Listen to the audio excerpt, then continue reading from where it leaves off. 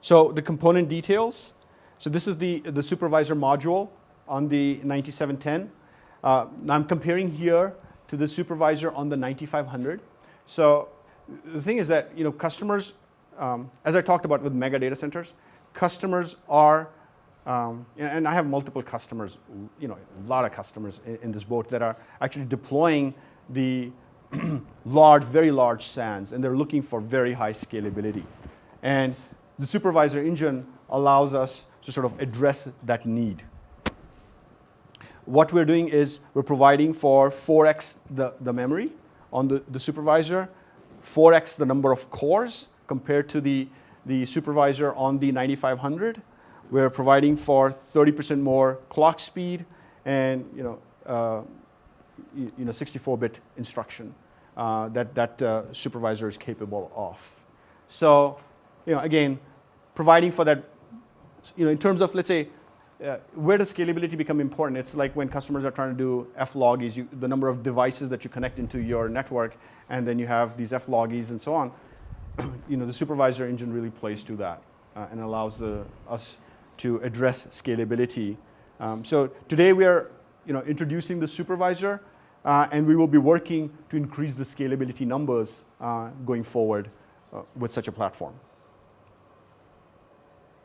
Now, talking about bandwidth, I talked about 1.5 terabits, 1.5 terabits, and so on. But what does that really mean? Okay, so let's take a little bit more detailed look at that. Let's first look at fiber channel. What does fiber channel bandwidth really mean? And what I'm showing here is 8 gig fiber channel and 16 gig fiber channel. And these are the clocking speeds. So 8 gig fiber channel really clocks at 8.5 gigabits on the wire. And it actually uses an 8B, 10B encoding. So the data rate on the wire is actually 6.8 gig. Now when you look at 16 gig fiber channel, it uses a clocking of 14 gig. And it uses, and the reason it does that is because it uses a more efficient encoding, 6466.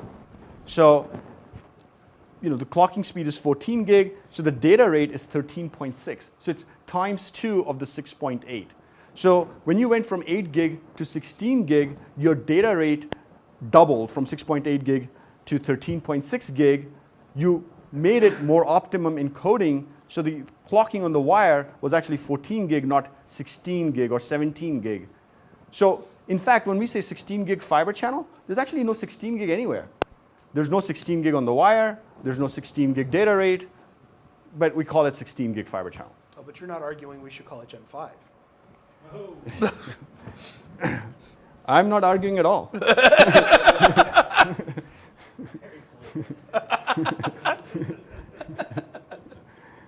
So now let's compare that to FCOE. So when you look at FCOE, and this is showing you 8 gig and 16 gig fiber channel, when you say 10 gig FCOE, it's really data rate of 10 gigabits. And when you say 40 gig E, that's really data rate of 40 gig E. So when we say 10 gigabit Ethernet or 10 gig FCOE has 50% more bandwidth than 8 gig fiber channel. And that's because 10 gig FCOE has 10 gigabits per second versus 6.8 on 8 gig fiber channel. So 50% more bandwidth than 8 gig fiber channel. So even when you compare 8 gig versus 10 gig, it seems, oh, it can't be that much. But it's really 50% more bandwidth. So less a little bit for the extra Ethernet header overhead? Well, the Ethernet header is really very small because what you're doing is typically in fiber channel, the packets are the 2.2K kind of packets. And Ethernet, all you're doing is you're just adding 48 bytes of the header and then the CRC. So it's really very minimal overhead that you're adding on to it. So now the sort of the conundrum for us was here we are supporting FCOE and fiber channel in the same platform. What do we call the bandwidths? What bandwidth is it per slot? Is it the FCOE bandwidth that the Ethernet world talks about? Or is it the fiber channel bandwidth that the fiber channel world talks about? How do we sort of mix the two? You're in marketing, whichever one's greater. Whichever one is greater, okay. Okay, I'll take that advice. It's the marketing answer. Which one looks better? So what we did is, what we're saying is, for the front panel bandwidth, we're using the fiber channel bandwidth because there's really a fiber channel box. But for the fabric module bandwidth, we're talking about the actual data bandwidth. So, for example, in this fabric module, each fabric module is 220 gig, but it's really, from a fiber channel perspective, it's 256 gigabits per second of bandwidth it supports. So on a per slot basis, when you look at the raw bandwidth of an Ethernet bandwidth, that's really 1.32 terabits per second. But from a fiber channel perspective, it's really 1.5 terabits per second. So just some background. So we say 1.5 terabits per second, but then it's really, in the back, it's really 1.3 terabits per second of per slot bandwidth. Okay?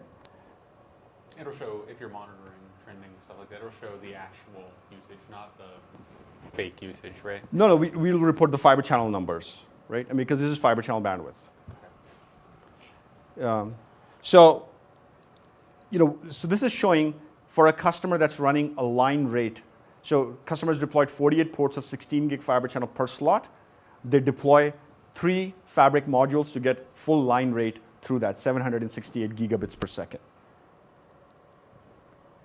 And customers can add an extra fabric module to get that redundancy, N+1 redundancy. So if a fabric module fails, they get no loss in bandwidth.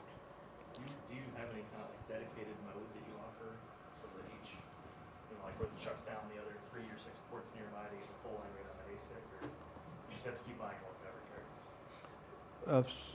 No, sorry, I don't get it. Like with the 7K, you can put in dedicated mode. It shuts off the other ports that share the ASIC, Yeah. so you get full line rate on Yeah. just one port. Yeah. This, you just keep upping the fabric cards. So good question. Question is, do you support dedicated versus shared bandwidth or some sort of that on this? No, so our focus with this, and again, as I talked about server virtualization and storage and so on, what we were hearing from customers is, I want line rate capacity. I want line rate bandwidth. Don't give me oversubscribed. So for us, the only thing we're supporting on this is line rate dedicated bandwidth on this line card. Now, for a customer that deploys, let's say, only 2 fabric cards versus 3, they would get a full line rate 8 gig performance of 48 ports, right? And so the thing is, that's what, and then if 16 gig will be sort of, every port will sort of come down by, but you can't dedicate a port and saying, I want this port to be 16 gig. Okay? And that's again towards the line rate Just curious. background. Now, this architecture is designed for growth. So, this is showing in the future, customers can add more fabric cards, so 4, 5, 6 fabric cards, and get 1.5 terabits per second of fiber channel bandwidth, or 1.3 terabits of FCOE bandwidth with this. So, this is again with, if you compare this to the competition's full line rate bandwidth, they have 2 fabric cards, so that's equal to the 2 fabric cards here, right? Because each of these fabric cards is 256 gig, and both of them will give you 512 gig. So the 2 fabric cards is equivalent to the competition. Here we are giving customers the capability to go up to 6 fabric cards, scale up to that for the future.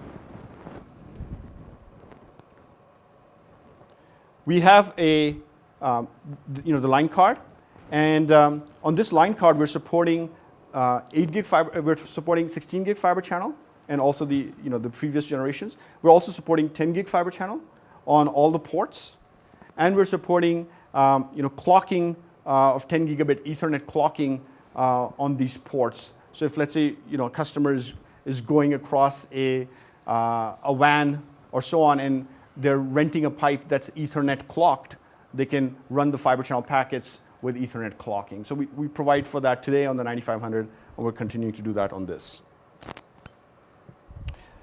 You can scale it up, in terms of number of buffer credits, so you can go long distances with this. So adding additional buffer credits, is that licensed? That's right. So 500 per port come as default, and then you can buy the enterprise license to scale up to more. Okay. Any other comments? These are power supplies that we support in the chassis, 3 kilowatt. They can be both AC or DC power supplies, and you can mix and match them. We support both. And this is what I talked about from a power grid perspective. So there's power grid A, power grid B. Customer can take 3 power supplies, connect them to a power grid A, 3 power supplies to power grid B, and they can add the 4th power supply and get N+1 redundancy for each power grid. We have 3 fan trays with 4 fans each. And if any fan fails, the fan tray continues to operate, the system continues to operate as well. Under normal operating temperatures, a single fan tray can be removed for an extended period of time for servicing.